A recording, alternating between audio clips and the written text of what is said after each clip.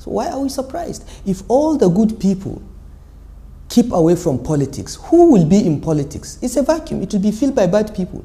If all the good people go abroad or join the private sector, who is going to be in government?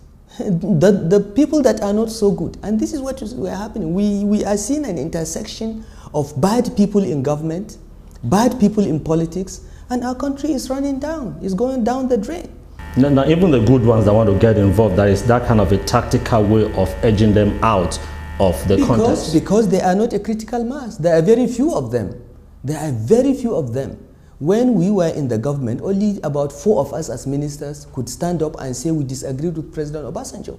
There are 42 ministers. Only about 4 that I remember could speak in council against anything Obasanjo wanted to do if we disagreed. Why? So others will just agree with you? Everybody will keep quiet. And this is the problem. When you pick people that have never achieved anything in their lives and put them in these very senior government positions, they want to remain there forever, they will do anything to remain there. They would not tell the president the truth. They will not look at the governor and tell him the truth, which is their job as advisors. Because a minister is an advisor to the president. In that case, is it the fault of the people or the fault of the man who plays them? Because no, it is a bit of both, okay? It is the fault of the elites, in my opinion. I won't say the people. In every society, the elites, those that are privileged with education, money, or influence, are the ones that ought to sit down and set the tone for the structure of that society. Okay? If our elites have chosen not to go into politics and set that tone, as I said, there is a vacuum, the bad ones will take over. We've seen that in Nigeria. So there is that. It is also true that the leader that picks those around him is culpable, because you are responsible for those you select. Okay?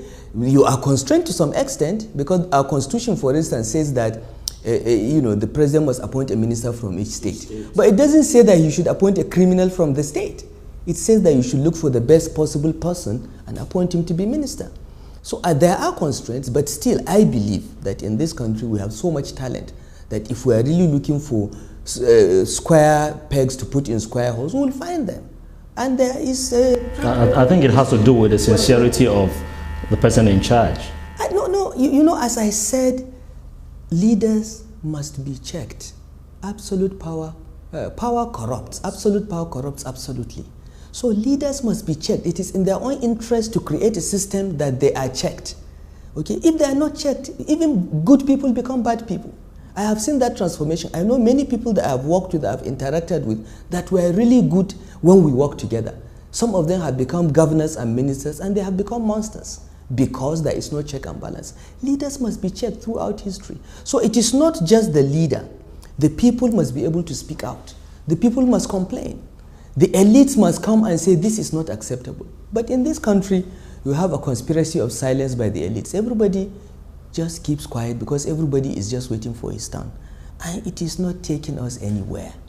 We are all going to be consumed by this crisis. This keg of gunpowder that we're sitting on, in which 75% of the population is below the age of 35, they have no jobs, no hope, and they have not seen a country that ever functioned.